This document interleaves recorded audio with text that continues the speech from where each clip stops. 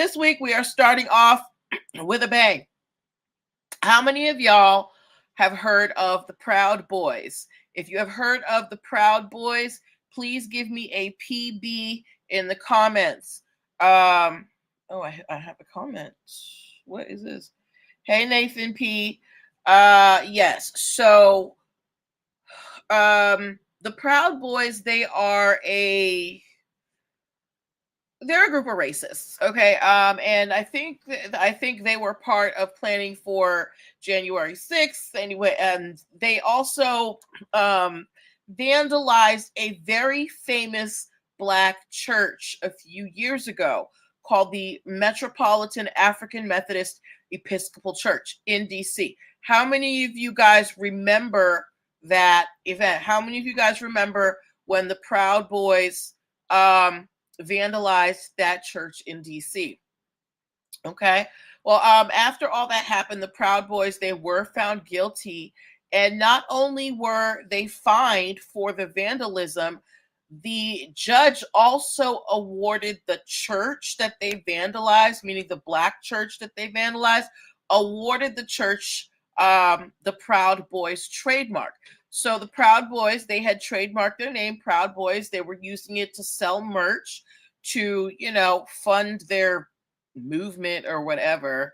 But in that, and again, so they were raising money. That trademark was a way for them to raise money. You can only get a trademark when you have something to sell, right? So the Proud Boys are like, yes, we have our trademark for our merch, so we can sell our T-shirts and go spread our hate. So the judge said, well, no, you don't get to make money from this name anymore. So they gave those rights to the African Methodist Episcopal Church, right?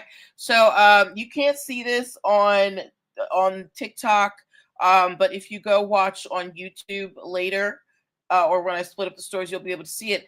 The African Methodist Episcopal Church, they were selling T-shirts that said "Stay Proud, Stay Black," and also "Stay Proud, Black Lives Matter," right? So they took that trademark and they were like, we're not going to let the Proud Boys make money from it. We're going to try to make money from it ourselves. The problem is, the problem. The Proud Boys, or members of the Proud Boys, certain sectors, because they do have different chapters, some of them have totally ignored the court order, and they have still been using the phrase, to make merch and make money, right? So,